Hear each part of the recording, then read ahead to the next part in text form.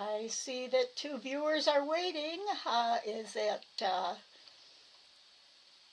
Katia, Janella, or Tasmin? Welcome.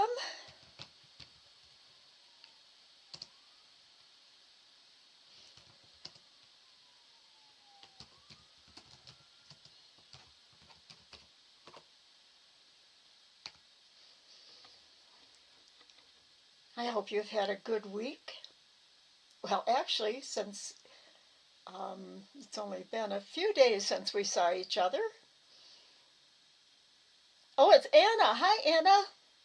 It's only been a few days since you were in here, too. I'm sorry, I forgot that you were there last time, too. So how are things going with you? It just dawned on me I have to pull up a couple. I forgot to take a couple things out, get out of my inbox and into a folder. So while we're chatting, I'm going to do that here.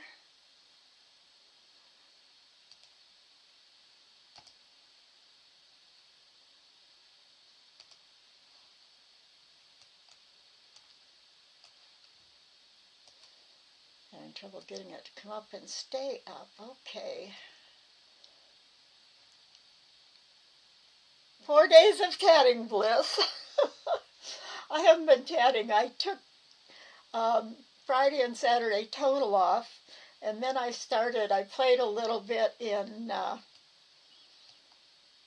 Inkscape. Raining, cold, ugly, but as long as you have your crafts, you're happy. I'm the same way. We've had decent weather. Oh, thank you. I've been trying to look a little better than I did last session, and getting some makeup on and all. I've really been playing some in Inkscape yesterday quite a bit, and my son downloaded it, and I showed him a few of the beginning things. He's really artistic and really loves to draw and things and is into computers, so I was helping him and then working on what we're going to do today. Okay.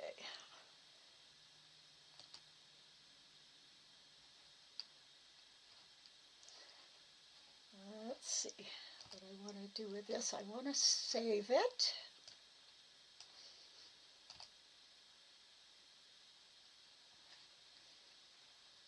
There's one of them. Now I got to get one more. Tasneem sent in homework, so yeah, I was really having fun, and all the time I was playing in it and building rounds, I thought today we're going to use an image that I'm going to have you guys grab off the website, and it's kind of a wonky design, and I thought that because it's a prototype, and I've got a picture of it, what it looks like when it's tatted up, at least the first couple rounds, tatted up nicely. But I think the wonky one will give us a lot more experience in troubleshooting when we're diagramming a pattern. So hopefully that works out.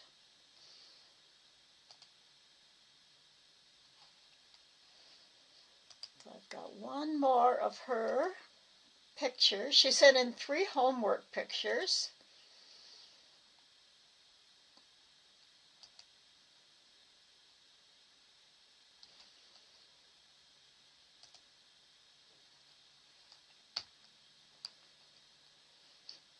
Maybe while I'm doing that, hi Kathleen, I'll continue talking, but I'll put you down to the table to see what we're going to diagram today.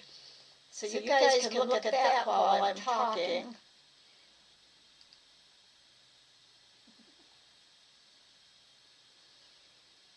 Oh, you don't have it downloaded yet. Okay.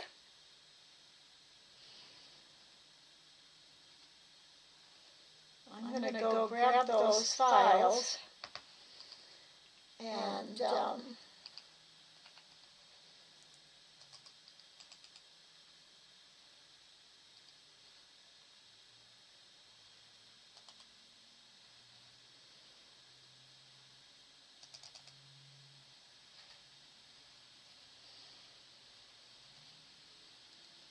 oh, thank you. I've actually, people have seen it before in design class, and I think even I have an echo. Oh, I forgot to turn my computer sound down. Okay, now is that better?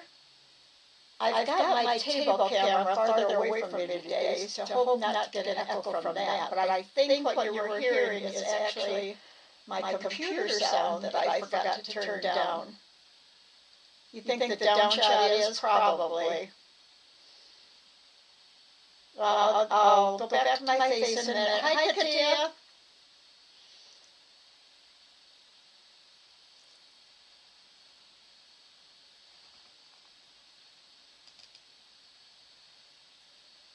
Okay, I'll take care of it in just a minute, Katia.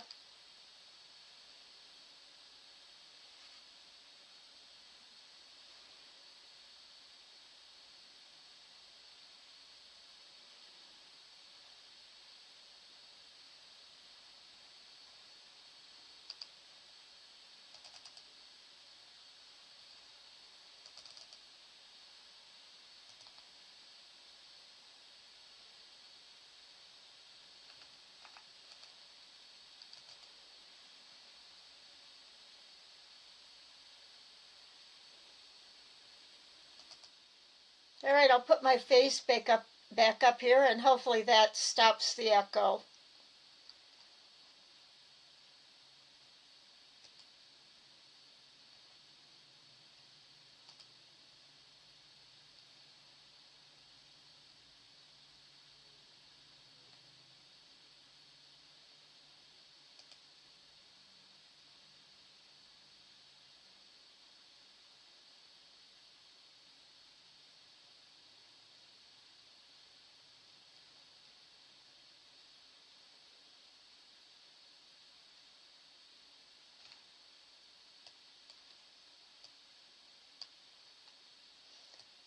Good. Yeah, it's that down camera.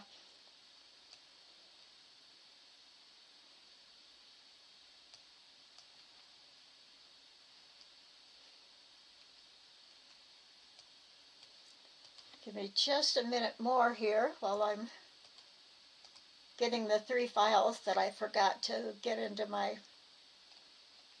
folder.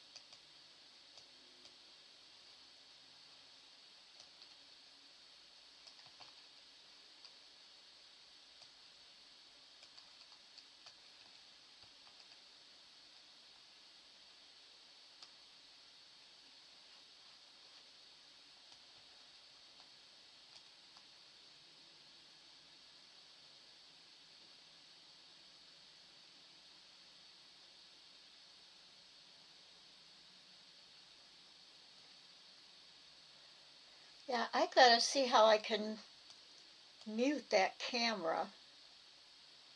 I'm not gonna, the mic of the camera, as far as I know, it doesn't have any adjustments for the mic on it. So I'll have to find it. Let me see. I wonder if I have to find it.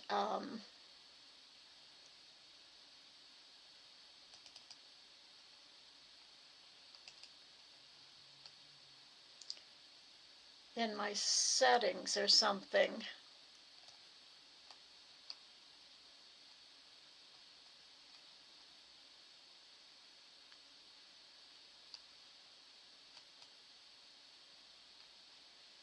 Yeah, I'm using OBS, so is there a way I can mute it in OBS?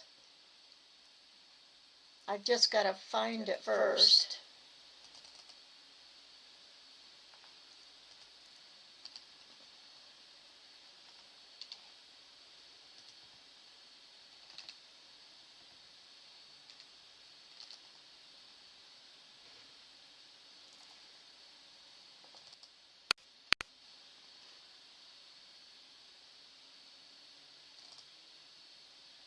Okay, now that I've got the down shot and I'm talking, now are you hearing the echo? And can you still hear me talk?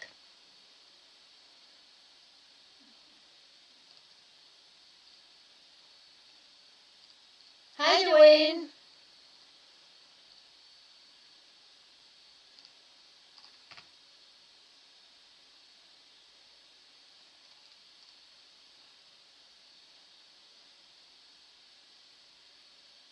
Yes, you can hear me, or it's still echoing?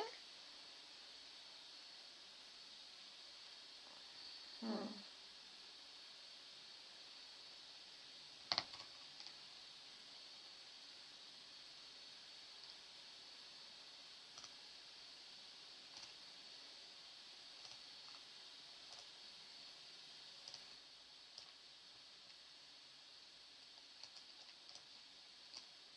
Okay, how about now? Is this better? I just now pulled the audio mixer up and turned the sound off on this one. So now I'm hoping the echo's gone and that you can still hear me. Better. It stopped. Wonderful. Thank you. I've learned something new about OBS. Now I know how to get the sound off of that camera. So, and the reason this for the photo is this is what we're going to diagram today. And wonderful. Oh my gosh. I thought I brought something out to point with, but I don't see it, so I'm going to use my pen. Okay.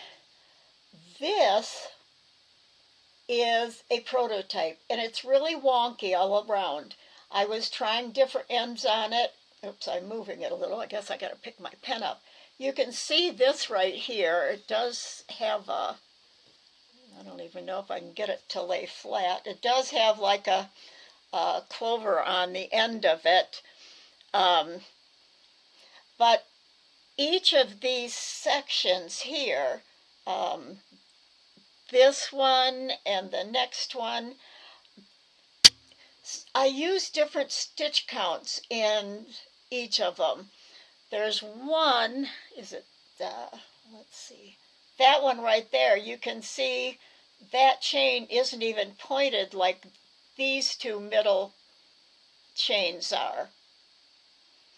And so this I used in a tatting design, I think when I was around July last year, the year before. I was going to do it in red, white, and blue, you know, the red, the white, and the blue, and I didn't get the blue added on or any more added to that particular one. We're going to use the wonky one, this wonky one, to diagram today. Because I can, we can talk about some interesting different problem-solving things using the wonky one rather than the one that's just right. And we'll still come out with something that looks like it, hopefully. So that's what we're going to do today. And we're going to start out we're going to work on just one leg of it. So the first thing I need to have you do is go to, and I forgot to copy the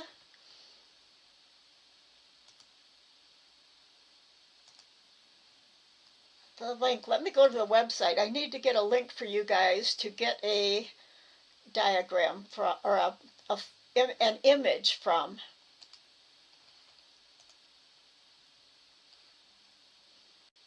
And if you can, open up your open up the online tatting class and go to the diagram tatting with Inkscape class. And on there, you're going to see the document Snowflower Flake Prototype listed. And I'd like you to download that so you can use it today. Those of you who are following along with your program open and working as I work, I'd like you to download that prototype. And download it anyway so that when you, like Anna, when you do have Inkscape on your computer, then you'll have it to use. And I'm going to click on it, and I'm going and, oops, I clicked on the wrong link. I'm going to click on the prototype, and this is what you're going to download. And it's actually a PDF. It was a JPEG, just like a photo would be, but I found out that I couldn't get it up today on the website to link to it. So I couldn't make a link into it. So this is where you need to download it, right here.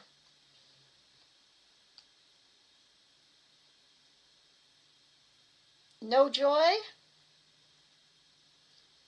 Which, the document I just showed you, or Inkscape?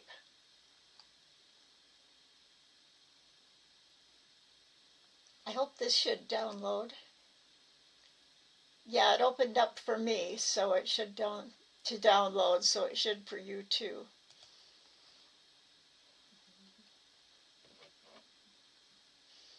And let me know, any of you who are going to work right along with me, let me know. Oh, okay. I'm sorry. If you need some help, we can talk about it, and you can download it when we're in the message box. I'm not on the down camera, no, I don't think. Great, great. I thought I was on, oh, I am. Let me go to the computer screen. Sorry about that, everyone. Here's what you should be downloading.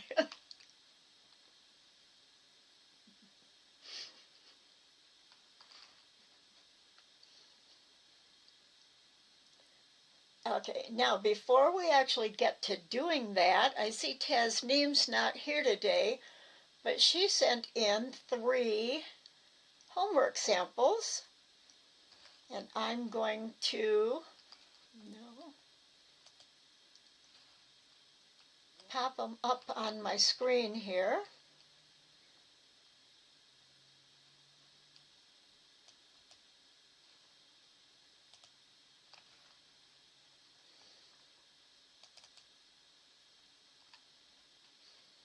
Okay, I'll put this box down in just once I pop up the link. I can actually put it most of the way down right now.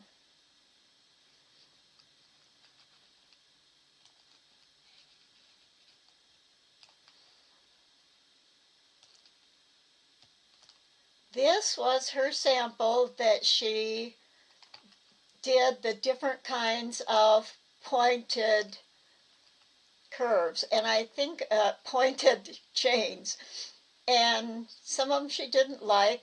I think on the first 2, the second one, it doesn't point up very much. The first one you can see the little point up there, but the stitches on either side, it looks like there's about 7 of them, or at least 6. And they're really curving, so it's not showing up much as a point. I think I mentioned in class that 3 or 4 at the most is what you need to, I wonder if you could, if I put my fingers up, no, you can't see, wouldn't be able to see my fingers on here. And I don't know if you, can you see my hand that's moving around, my little hand icon? Does that show up on the screen too? I guess I can check it myself and see if I put this down a little. Oh yeah, the hand shows up. Okay, that's nice. And so can you see what I mean on this chain here? If it was, this end was shorter and that end shorter, the corner would look more sharp.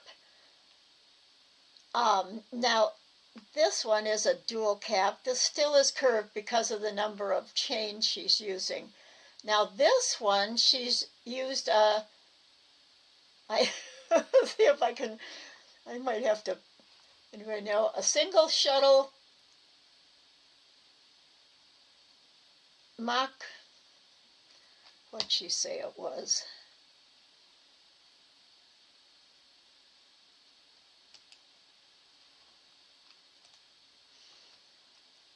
I'm going to have to get my, oh, this is the other picture we're going to look at.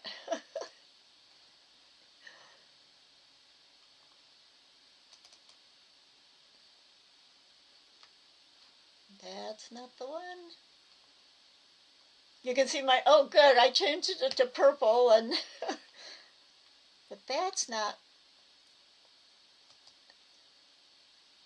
I can't remember what she said this was.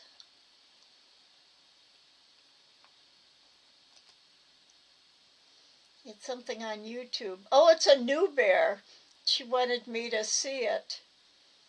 And she is, oh, Tilly, the pearl-tatted pointed chains butterfly. Let's go see if we can get a look at that. I don't know if we can see yet. Yeah. But that's something you might want to go and, I haven't watched it yet, but it's a pointed chains butterfly, and I don't, single shuttle closing mock ring.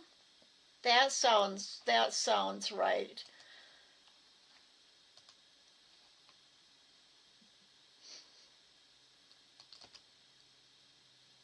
I know it's the other one. It's this one. I guess I can open them up from here too.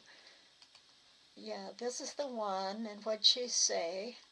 Single stitch self-closing mock ring. Okay, so she used, she abbreviated what we were talking about. The single stitch, the half stitch, and with the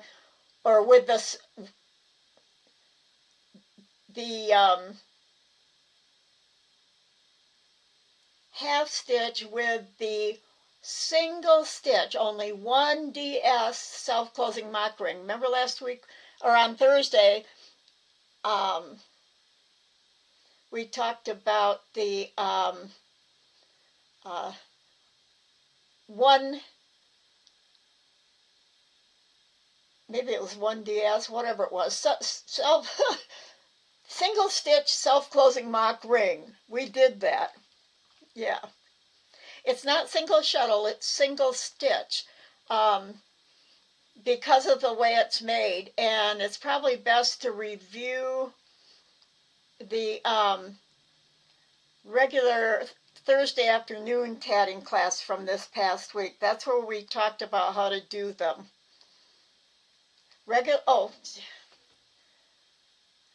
Is that correct? Regular first half, dual cap, second half, dual cap, first half, regular, second half.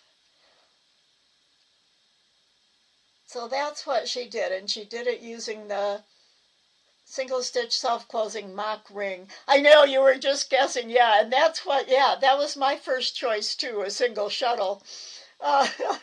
So, and let's look at the other one. I'm just going to open it from here. She said I had made the Tilly, and here I didn't get those beautiful pointy chains, especially when working on backside. We'll share the pic soon. Also had made that Frivolé ID metal leaf a few frivolity frivol ID metal leaf a few years back, so you really enjoyed the video that I showed in class. Okay, and so this is what we're looking at now. And she's showing all the different samples of that. And then there's one other, let me see which one this was. Oh, here's her last sample with the dual caps, and the dual caps with the picot. So that, with the picot in the middle, it really looks more pointed. And as I pointed out, if the chains had cut off at maybe it looks like just 1, 2, 3 on each side, and then there was a break in the chain, like maybe a ring, like reverse work and put a ring and then finished, and then go on. Your outside border then would have scallops in it, but your corner itself would look more square. And maybe even at this length, are you seeing the picture I'm seeing with the pink? Oh, maybe I got to get that down. Yeah, you are seeing this one. Okay. This one, I'm thinking, even with this many chains on the left and on the right, maybe if at the end of,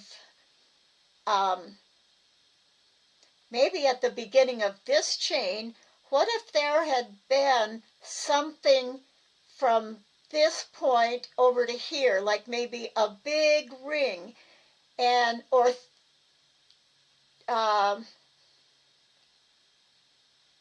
I don't know what would, something, I'm thinking something to push it apart.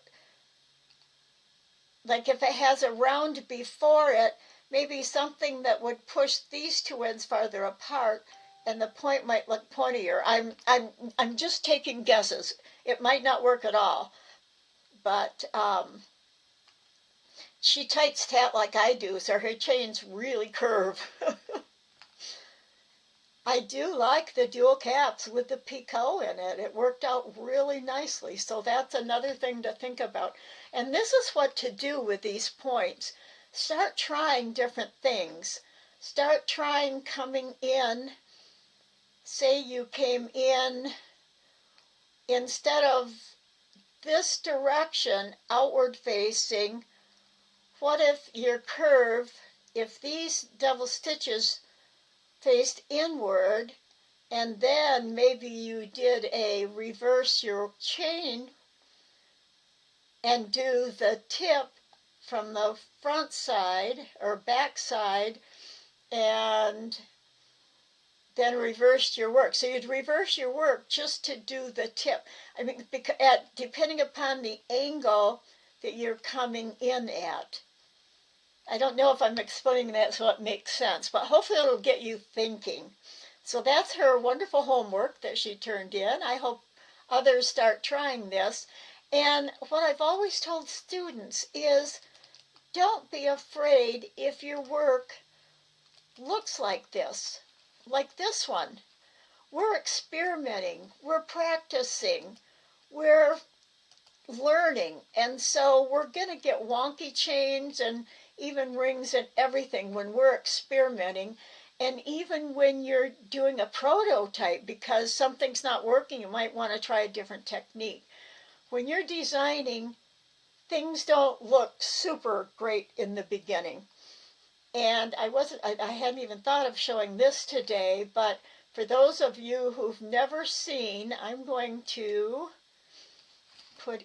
go to Google, Martha S. D-R-A Dragon.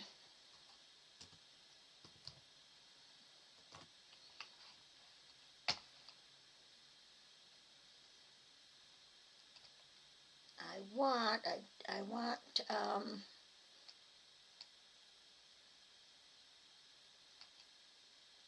want Martha S.'s site, not all these other. I want her website.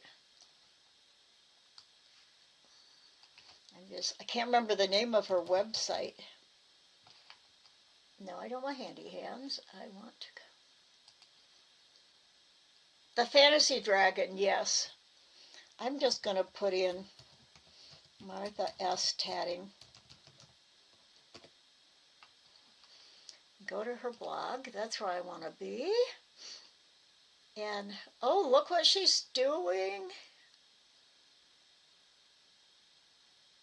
Oh, she's going to teach that in Lodi. Or she did this year, at this year's Lodi. I know they've got the teacher forms out for next year. Oh, I love that. This looks like she's working with some of the techniques that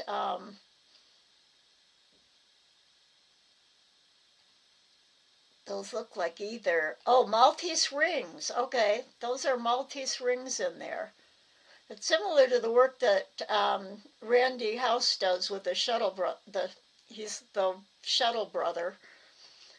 Okay, let's go find her. It's not in her free.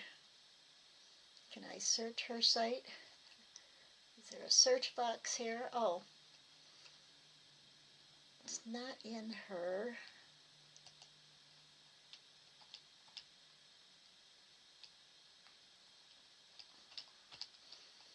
Okay, now maybe if I just put in Dragon. I usually have the link for it around somewhere, but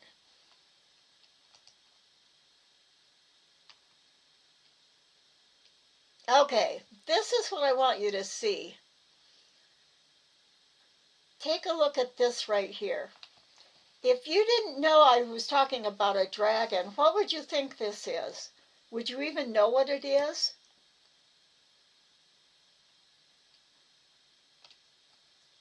And what she writes,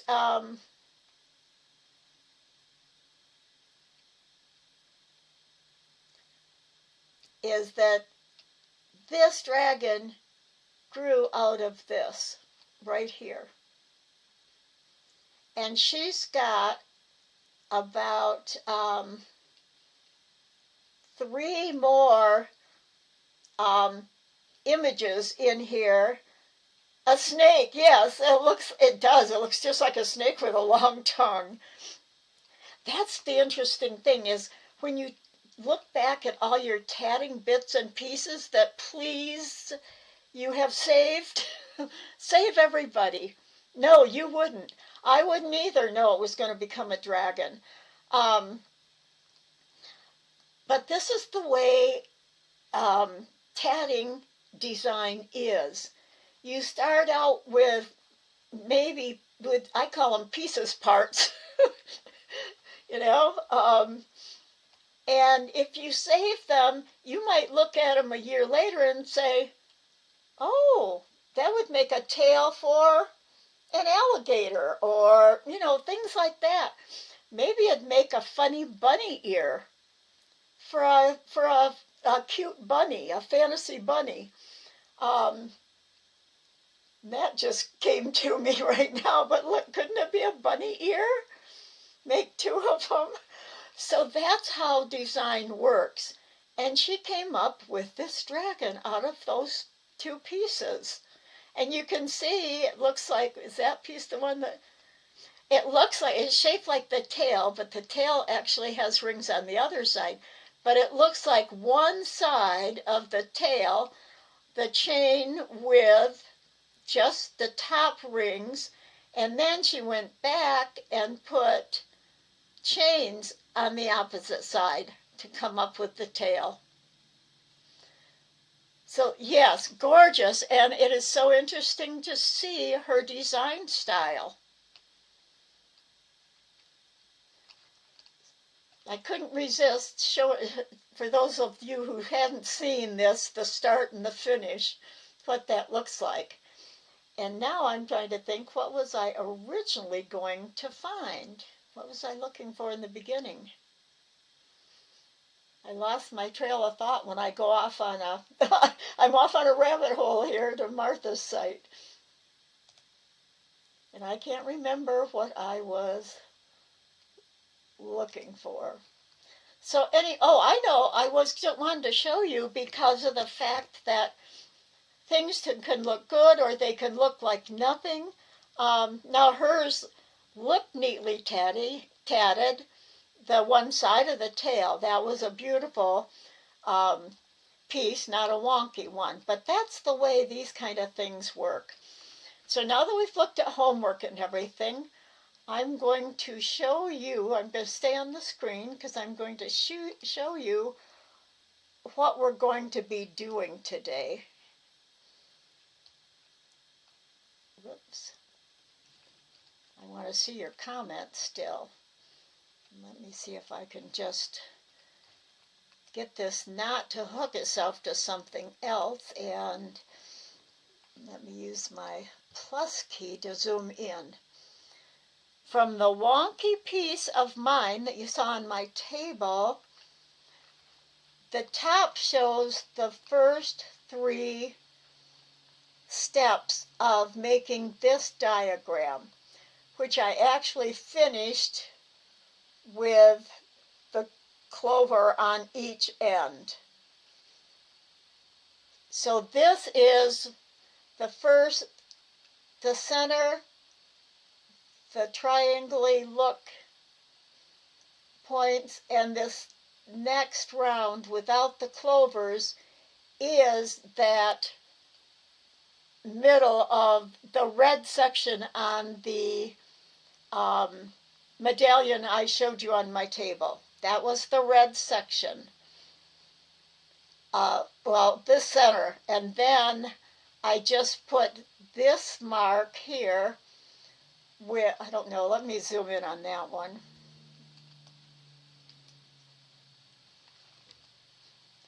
This part was all white, the center ring and the second round, and all red, and these picots were red. I think and then this chain here without the clover on it was the white around the red medallion, and it didn't have another row on it. So this is how I started, and instead of making each round, like starting here and duplicating it all the way around and then doing the next one and duplicating it all around, because I was tracing over something, this time what I did was make 1/6 of the 1/6 triangle piece. Yeah.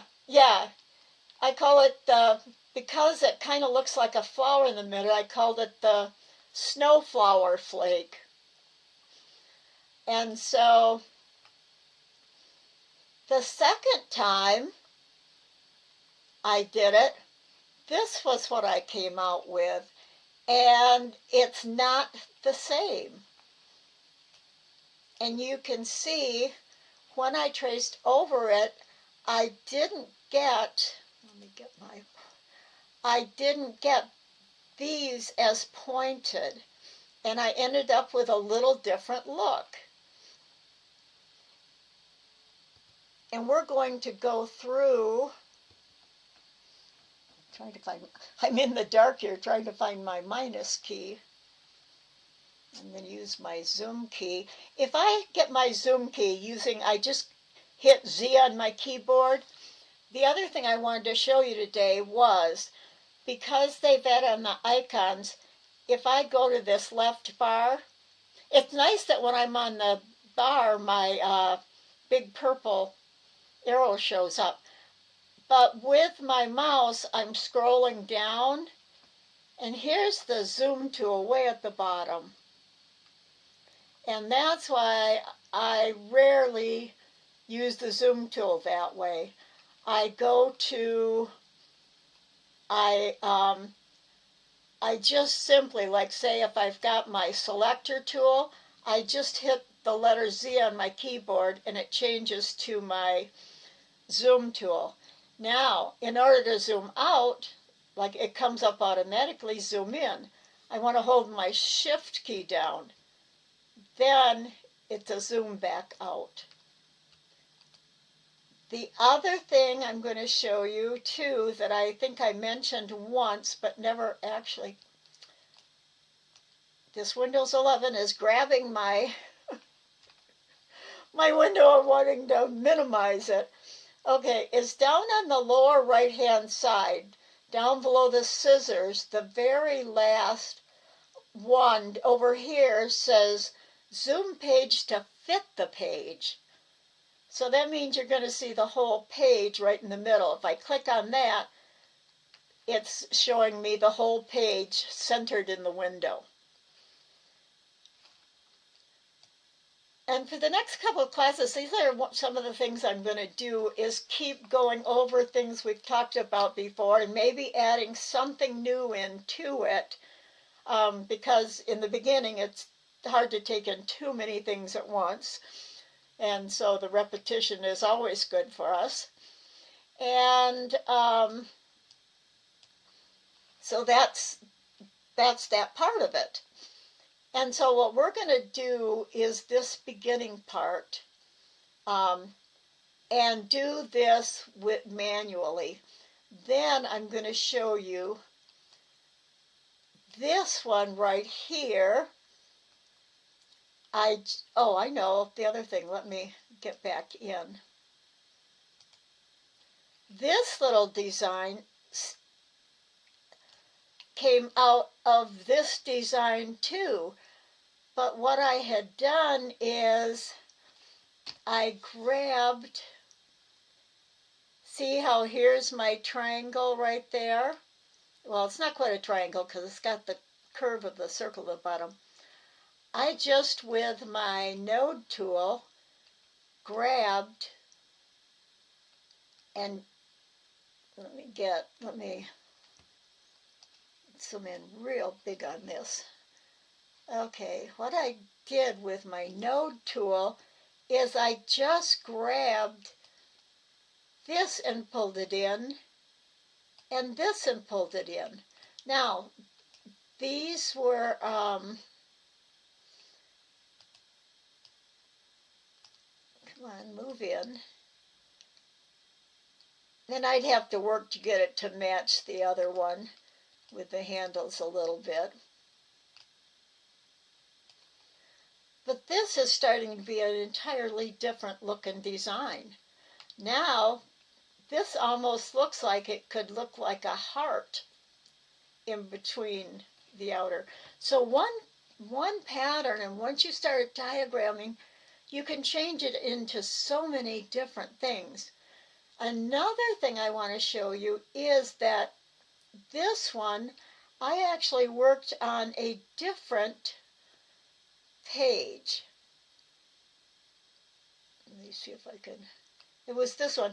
I opened up a new page and just started working from the beginning. And, whoops.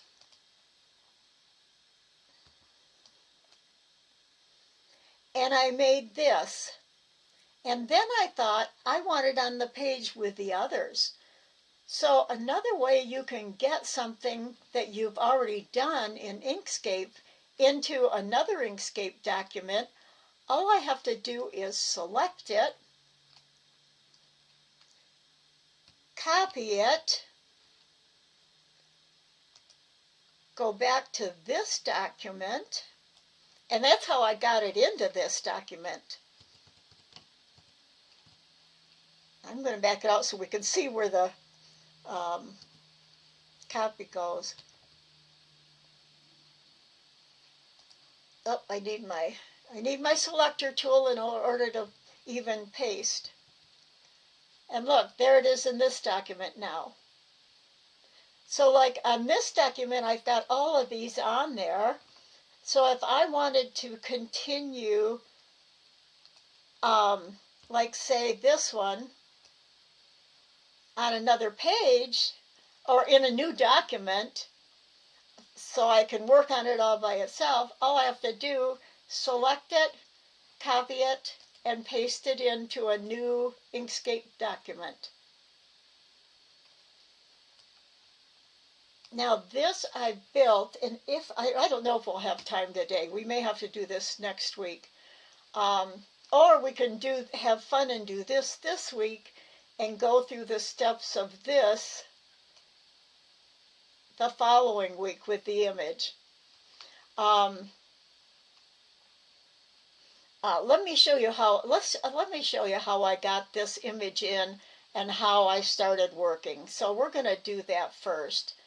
And the other thing is I have on this page, you can see that I have a polar grid here, and I believe that I made this one with, there is a polar grid builder tool. And I want to show you where it is, but we're not going to use it. The flower flake, if you could, have the pattern.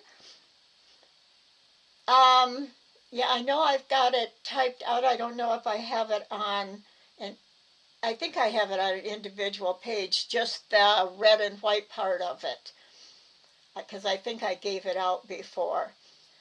We're not going to do this today because I'm going to show you. If you click on extensions, it's right to the left of help, go down to render, which basically means make.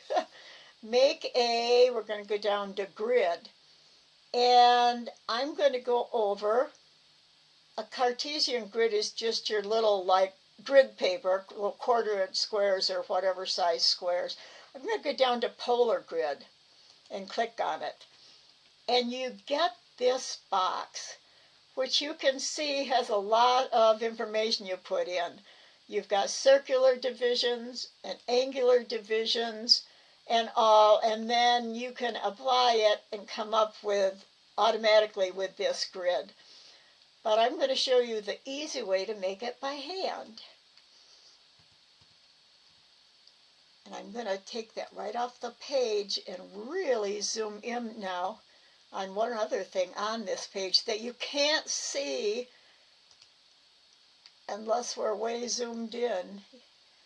If you can even see that.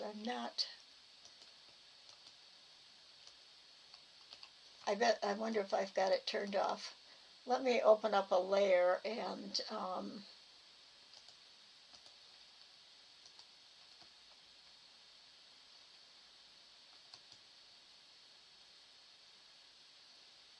I've got the eye on. I think why you can't see it is, this is another new thing I want to show you. And we're totally getting off the step-by-step that I was going to show you today, but this was in something to talk about. If I go over here and click on this, my opacity is 100%. So I don't know why we're not seeing the polar grid unless I deleted it. We'll make another one.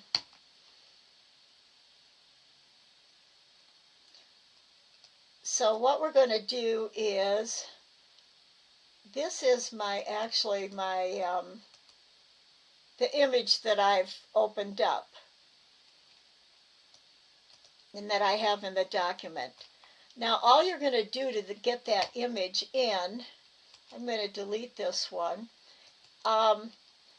It's the same thing as bringing in an image like we've done before, but this happened, in order to put it up on the website, I had to have it in a PDF form, but we can import those too. So if I go File, down to Import, and I go and pick up my PDF right here, my snowflower flake, double click on it.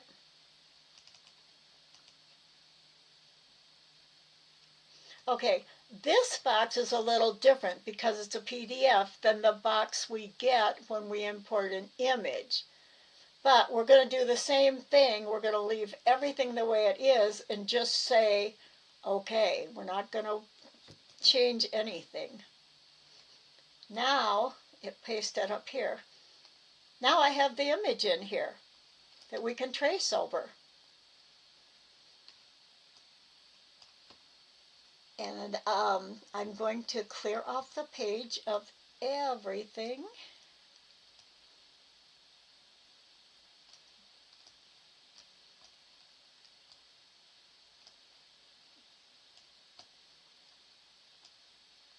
Except the image.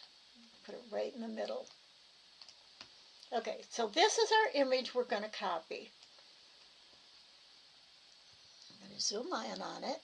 And I don't want to zoom in too far because, first of all, I need to find the piece of this that I think looks the best. I don't know if I can zoom in one more time. Okay, I can zoom in one more time and still have my curvy, or my corner arrows, which I'm going to need. If I'm going to start this, I want to start and build this 6th section. Now, right here in the design, there's imperfections. I'm going to look around. I'm going to double click on this and rotate it until I find one that I feel is the best looking, and I think this one right here. Can you see how this is nice and even and not at all wonky? I'm going to use that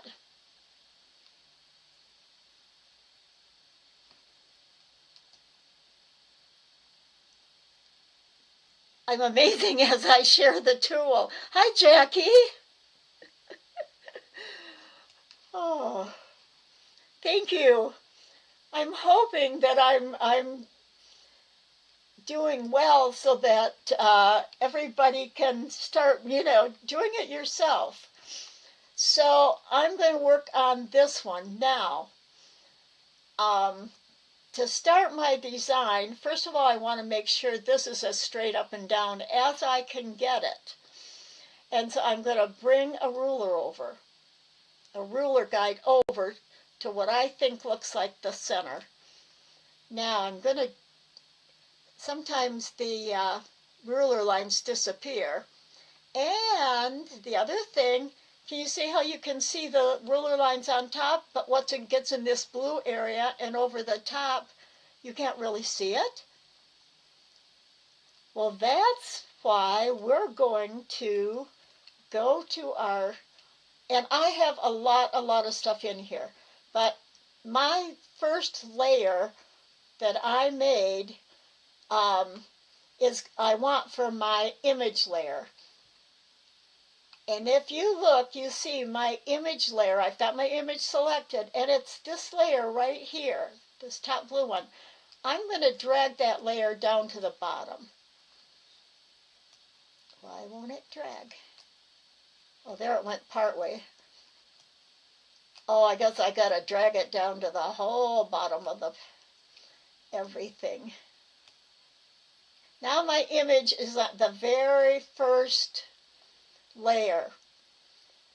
I'm going to go, I'm going over this right corner, and to the left of the eye, remember the eye turns it off and on. Oops, I still have a diagram left there. Right to the left of that is a square block.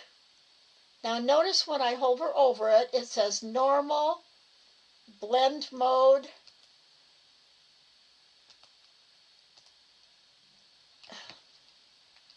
oh, I'm sorry, it popped, when I clicked on it, it popped up the big box.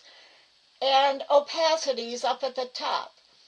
I'm going to move it from 100% opacity down to what I like is about 30%. That's 31%. Now I can see guidelines. And right now I'm going to, oops, I'm not on that layer. Okay. So now my image is way faded, so I can easily see how well this diagram now shows on here. Remember when it was 100%, that this diagram got all mixed in with the background image. And that's why we changed that down, so we can trace over the top of it without it interfering with our seeing what we're actually diagramming. And so now what I'm going to do is, also on this layer, I'm going to go to the far right, the right of the eyeball, and click on lock. That means I wouldn't be able to do anything with that background at all. So that's what I want, and I'm going to go up to, I'm going to start drawing on a new layer, but what I want to do first is select this diagram and get it off my workspace. So that one goes off. Now this gray area, it's like the rest of your desktop, where you can have anything sitting there and it doesn't show, but next time you open up your document, all this stuff is still going to be there for you. It's not going to disappear. It just won't show up in what you're designing. And when you print, all that's going to print is what is on your white page. So I'm going to, first of all, get rid of all the extra ruler marks that I don't need, drag them off. I just have to hover over them, grab, and click down when the hand shows and drag them up and into the ruler. I could clear all guides, but I want to keep the one vertical and one center one. So now I'm going to zoom into the very center. I shouldn't have locked it. I forgot. I'm going to unlock my image just for a minute, because what I want to do now is zoom in close to this piece that I'm going to work on, and I can see this blue line. I wonder if I can change that. I think my polar grid is locked. No, it's not. This blue diagonal line, that is not a ruler guide. It is, oh, you can see it now that I'm zoomed in to the center. Can you see this pink polar grid?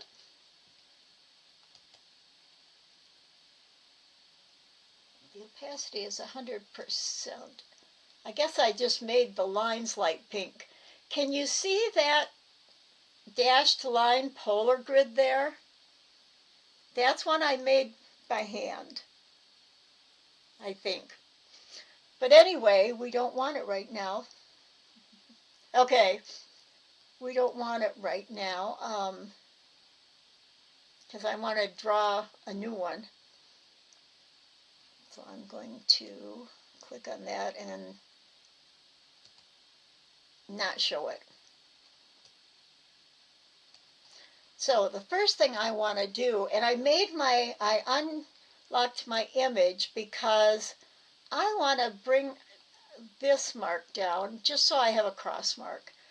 And can you see the dot on the ruler? You know how you always have a center dot on your ruler guides?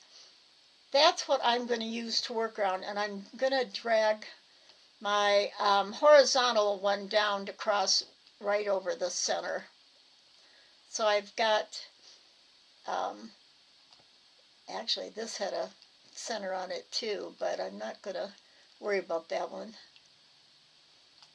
Okay, so I have my cross. Now I'm going to click on my image layer. I'm going to pull my image down. Whoops. I've got to get my selector tool. I had my node tool, up here the selector tool.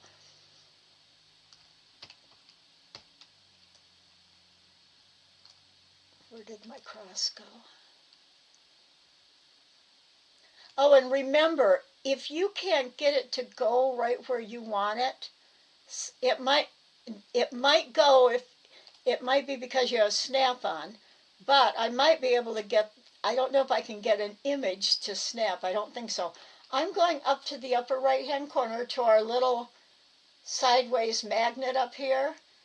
See how the square around it is white? That means it's off. I'm going to click on it and see the block now that it's in turns blue. Now let me see if I move this. Yeah, no, the snapping doesn't work if it's just an image. I'm going to center it as much as possible. But the other thing I want to do is look up and see if it's vertical on this particular one section that I want to work on. And it's not. I'm going to have to ignore like this little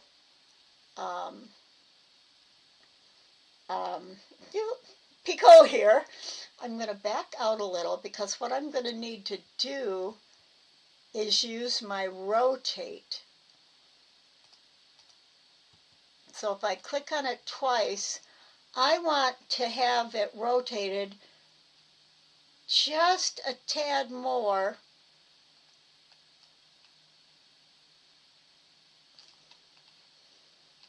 So now, I'm getting my zoom tool. See now how even though the center ring is not quite centered around the center point of the ruler guides, but I'm seeing the best straight line because it goes right through, the ruler guide now goes right through the center of this picot. And that's a better guide of the center. If we're not following the exact lines of the image of your tatting piece you're copying, you have to make some adjustments that feel the right way that you can make this section in here symmetrical. And when we get finished, it's going to look, the diagram itself will look symmetrical even if it doesn't quite match up with the tatted piece itself. Does that make sense? I think as we go, you'll see more how it works. And it really, even down here, even though this center picot looks like it's facing off sideways, it really does look like the center point between this spot and this spot here, across here. So it's kind of a matter of using your judgment if you're going to do a sectional piece of your design. And sometimes that's a lot easier than tracing a, you don't want to draw all your lines all the way around, and if you draw this and this, you could copy and then rotate copies of it. But for this design, it really works best to work on one section. Some people even design their snowflakes like that. They'll just design the one arm of the snowflake. So this is the way we're going to start. Now, because I want to make my own little polar grid for the snowflake, I'm going to actually lock my image and turn, I want to lock it so it never moves. I don't accidentally move it, and then turn it off so I don't see it while I'm drawing my polar grid. Now for the polar grid, I probably shouldn't have this, and I'll show you why. To draw our polar grid, we're going to start with an up and down line. Now I happen to know that I want this medallion piece to be 3.5 inches done when I'm finished. If you've got an entire sample, you can just draw a line, or you can just copy this one that you're making today and paste it into a new document, because you automatically have a snowflake or medallion polar grid for yourself. So what I'm going to do is I'm going to get my pen tool down here. I want a 3.5-inch line. So I'm going to start at my 5-inch right here line. Notice when I'm over here that if I go up and down, can you see the little triangle that's going up and down with me? That is going to stay there, and I can go over, get myself centered on my ruler guide, get it right on the 5, and then I can just click a point. I'm not seeing anything, and so I'm wondering if my stroke is not on. I'm thinking, for some reason, when I've been opening up my program lately, I don't have my stroke. And see if I'm going to shorten my screen a little so I can pull up and you can see the bottom. Look down here where it says stroke. NA, not available. So I'm going to have something in here to add the stroke to information to. You're not going to see it when I make it, but it's there. And let me go to I'm going to back out a little so I can see 3.5 inches on my ruler. Okay, there's my 5. I'm going to go 5, 6, 7, 8. That's 3.5. Whoops, I'm off my line. I'm going to get back over on my line at 3.5. I'm going to double click. And then I'm not seeing it. You know what? To get my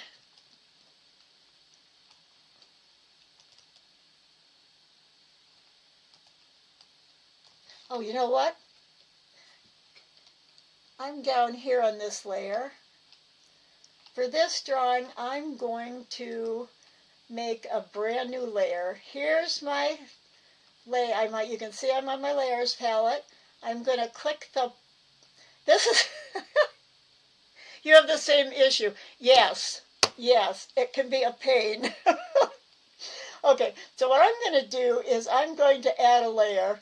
And it's funny that this is a plus sign with a minus it's not a minus underneath it. It's the image of one layer, of one sheet of paper, or acetate, see-through acetate paper. Click on it, I get my new layer.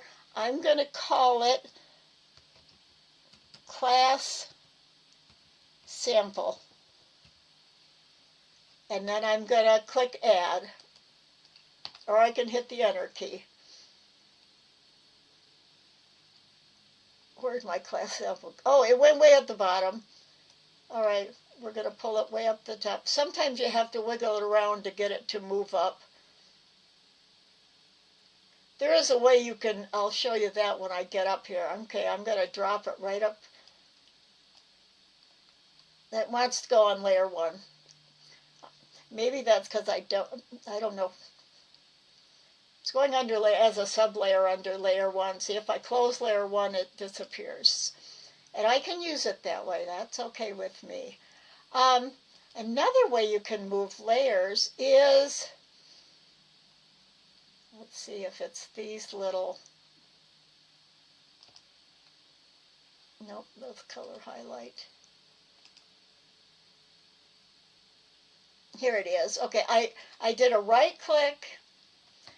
I don't use my right click enough, and when I'm doing some of these things in here, we can get to some of these tools with a right click. Now I have to remember that. And it says raise, right in the middle, it says raise layer or lower layer. So I could click it and it lowers it down once. But that's the thing. I would have to continue lowering it unless I want to remember Shift, Control, and the page down arrow. I haven't tried that. Let me try it. I'll hold Shift and Control and hit my down arrow. See, it's moving it down one layer at a time. But I like to just drag them. Okay, it's my class sample in layer 1. Probably if I didn't want it in layer 1, I could just, now that I'm on it, or if I click on layer 1, your layer is always going to go right above the layer that you have selected. So when I made my class sample, I had this one selected, I think. So it went above that one, my new layer did. So if I can be on layer 1, and I can click on new layer, and I'm just going to call this one class. And notice the position does say above current. If you wanted, you could also down arrow and say as a sub-layer of the current one. But I already have it as a sub-layer. I want to have it on its own layer all by itself. So I'm going to leave it above. And there's my class one. Now what I can do is click on my class sample, move it up, and put it as a sub-layer in my class layer. Now it's separated from everything else, so I can easily find it. So here we are. Now we're on where we want to draw our, I've got snap on, so I'm getting the snap marks. But now I'm going to go, I happen to already have my, and this is interesting too. If you try it this way and say, you can't pick flat color for the stroke because it says no objects are selected. So let me try again with the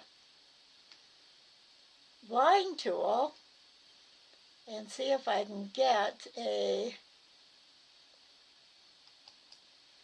I got it. That's what I need right there. I've got that. Okay. I think what I was trying to do was draw on the layer that was locked.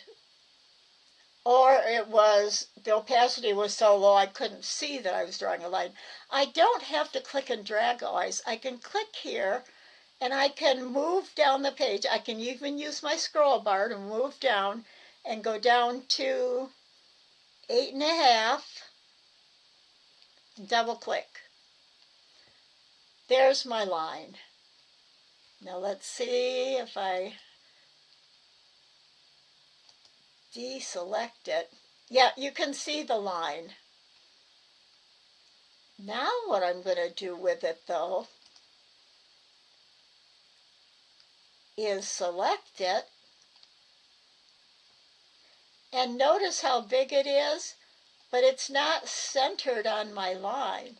So I'm going to click on right between the two double-headed arrows, take that, and see where my center point right there is? Where'd my line go?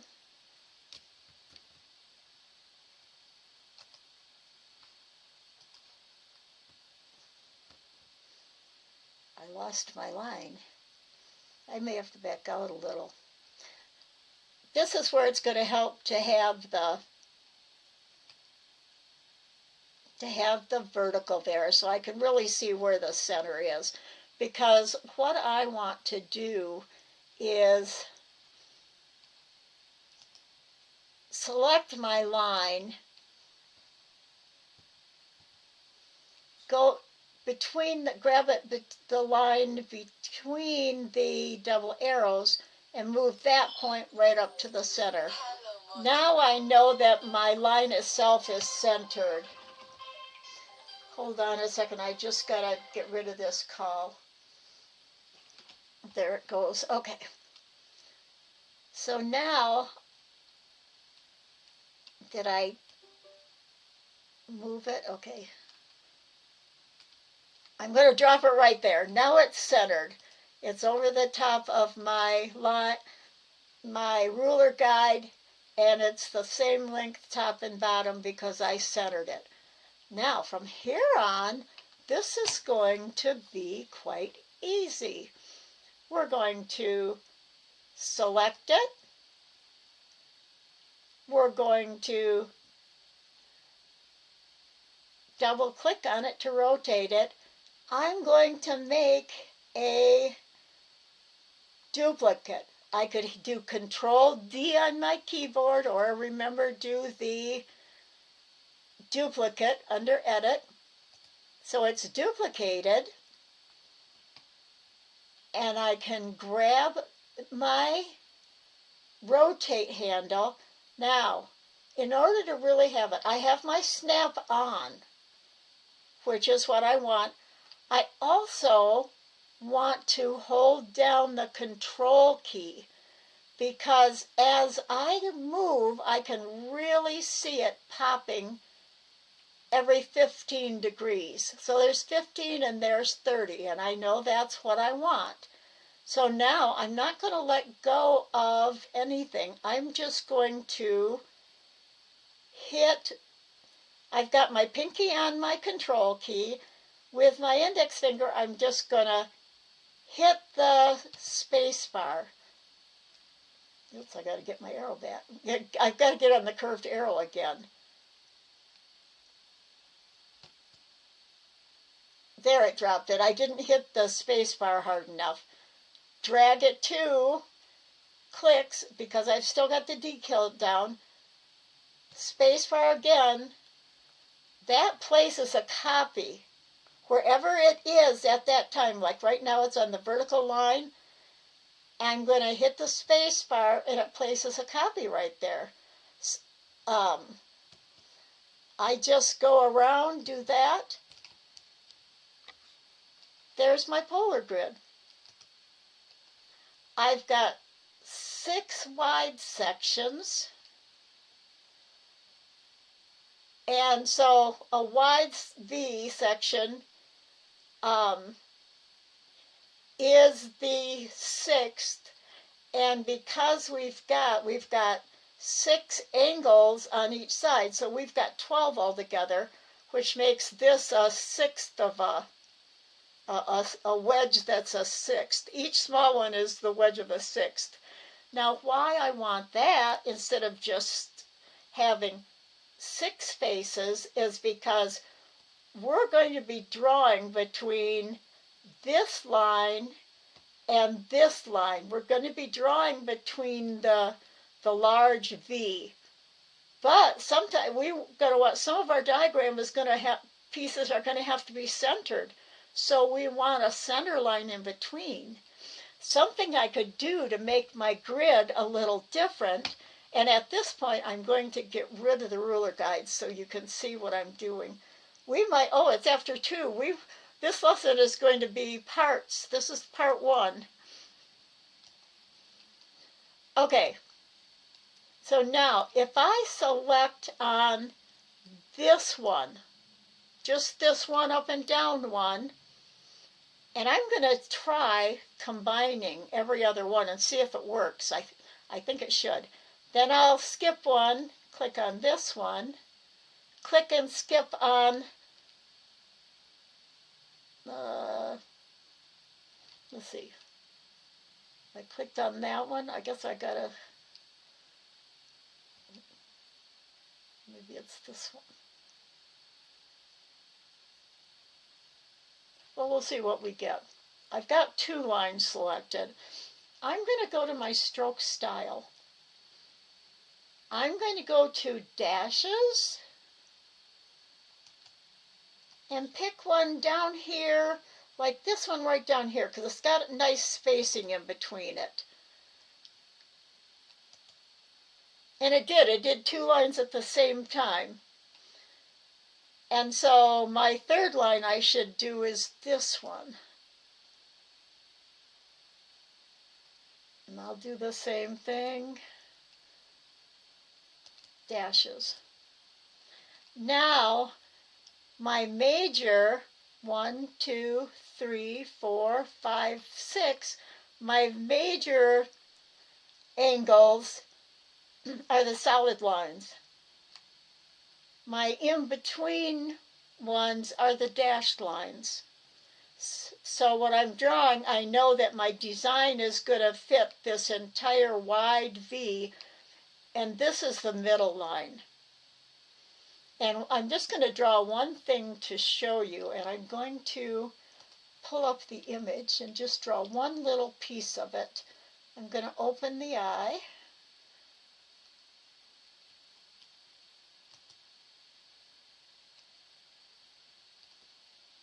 Where is it? Where did it go? Oh, that's my polar. Oh, oh wait, that was my old one. I think is my new one this one? No. I don't know where my image went. That's a heck of a thing. I'm going to pretend my image is back there for this week. And I'm going to show you what, because I know the shape of one of the things that I'm going to draw, which is, let's go out and get, I think I want just the one piece, the first piece we're going to draw. Whoops, I'm going to bring the whole piece over here.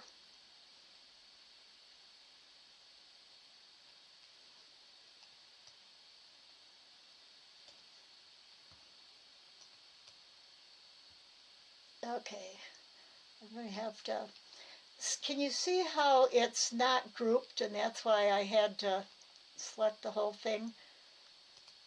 I'm going to select the whole thing, and I'm going to go either Control G for group, or Object Group. So now all the pieces are grouped together, so I can move it down. It has an extra little blue circle on it, and I'm not going to worry about that. So this line and this line, see, I've got a center point here. And so this is how this would be. So this is where I need my center point. I need to know exactly where this clover is, that it's dead center. I need to know that these lines are dead center. Now this is another thing. My diagram, this diagram is a little wonky, because notice that there are pieces that aren't connected. And I want to show you how to fix that if it is like that. And I'm going to pretend that this would be my image and show you. I'm going to draw a,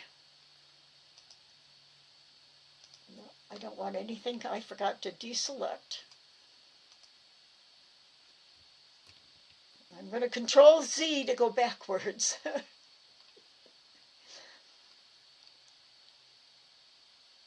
I want the pen tool.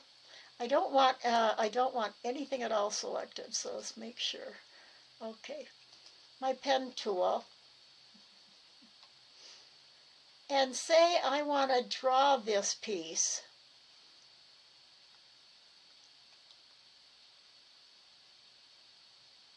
I could click and drag,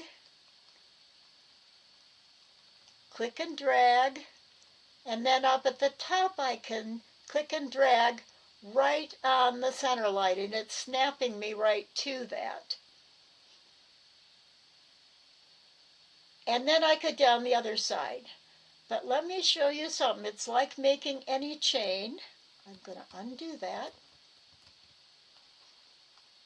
I'm going to draw from the base of this one right here, click once, go across, and I'm not going to try and line it up with the diagram, because I know, can you see it snapping?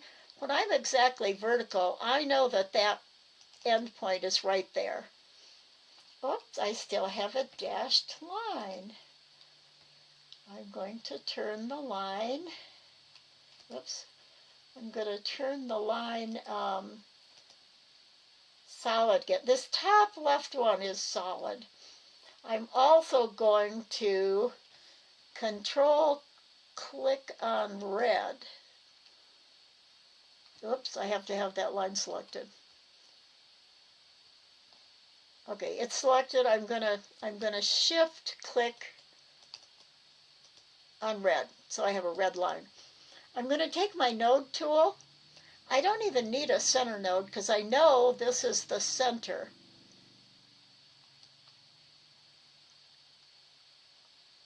Pull it up to match that. Now it's not matching exactly, and I'm not worried about it matching behind there exactly because I know it's being drawn exactly. I just got to go down to the left here and click off the fill with the red X. And now I have my first diagram line. See, and you can see how having it centered to start with, I can do this. Now on this next one, this one is actually a chain that starts right here and ends. It actually, I'm going to have a point here. I'm going to click and drag, and it goes down to here because this is not a picot. This goes, whoops, I forgot to get my node tool. I'm going to drag my line up here. This is actually a chain that goes up on this side, and the chain is going to actually have a join up here to the, this is a chain, there's going to be a chain right beside it that joins to it. So I have to make sure this left side is not over the top of this line. If it's over the line like this, when I rotate a copy of it over to here, we're going to have crisscrossing lines. And you'll understand more of this when we start putting the whole thing together next week. And now here, I can't with these two handles quite get it to match there. So I can see, here's about the center of where it's not matching up. If I double click, I get a node, and that way I can really get it to look right. And then here too, see this one here? This needs to be, we're going about straight down, so I need that like that. Now I just go up and set that handle. I could have clicked and dragged. I'd click here and drag up. I'd click here and drag up. Every place where there's like the top of an outward curve or an inward curve is where you would put a node. Then I would drag up and put one here, and I would make these click and drags because we want rounded corners. Click and drag, and then go down and put my ending point right here. Now, what I can do with this one is with my selection tool, I'm going to control deduplicate it, and then up here, right here under the word text, is my flip my object horizontal. Now I'm going to hold down my control key to keep it in line so I can drag it totally right. And then I'm going to have to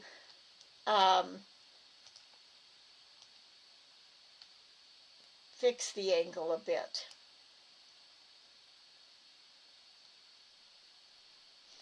And you can see there's just going to be a little adjustment here. I wonder if I'm going to try ungrouping because it might be,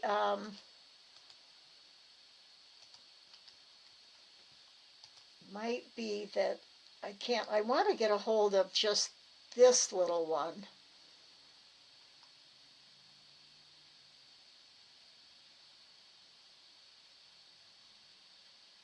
Because I don't know. Oh my gosh, I copied the whole thing. I wasn't expecting that. Okay, what happened is, now when this thing happens, I'm just going to Control Z and get out of it. I only wanted to duplicate the new piece I drew. However, because I started on top of the end of this mark right here, it joined itself to there, so now it's grouped.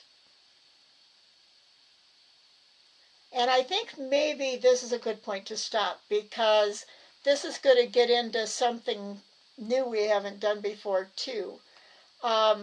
Although I bet what I can maybe do,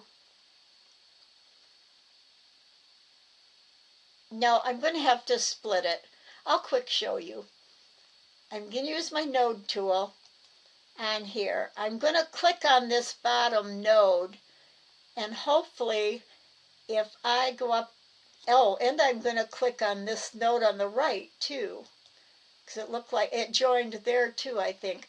I'm going to go up here. Now the third one to the right, if you hover over that, it says delete selected. Oh no, I don't want that. I want the next one. I want the fifth one. 1, 2, 3, the fifth one. Break path at selected nodes. If I click on that, what I'm hoping is that,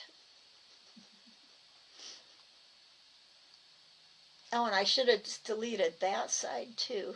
What I'm hoping is that now I can, no, I can't move it separately. So I will go over, we'll start here next week. We'll start here and we'll keep going, but we'll have the image behind us for us to use. So, and you should get your image behind and be using your image instead of this to draw your lines. And this is the kind of thing with this happening, that's the reason I wanted to do this, to show you the things that can happen if you're not careful.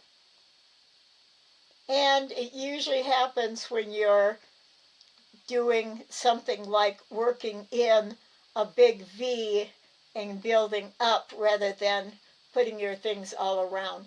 But once you get to know how to get these things, you know, fix the trouble areas like this, then drawing this way in a section a section that you can just copy and paste all the way around the whole section will be easier to do. So, are there questions? I never asked once today.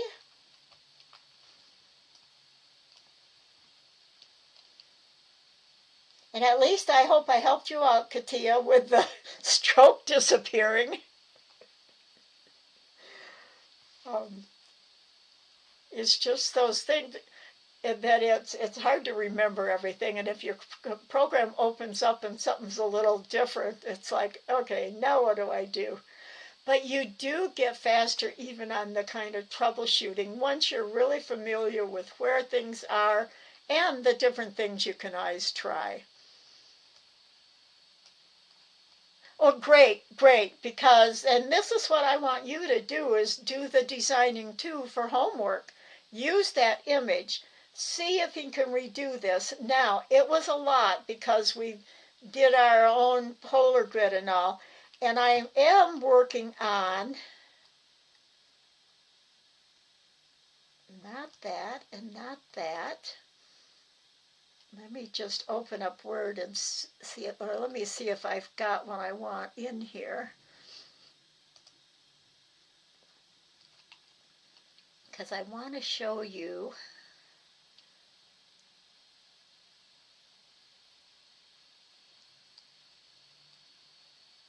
I don't think it's this one.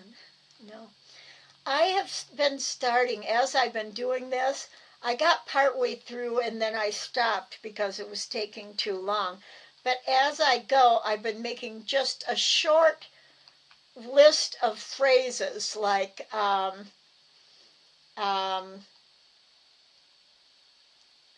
duplicate, duplicate ring, move it here, duplicate ring, do that. It's a how-to list with just short phrases to guide you through this, and I'm just working on that.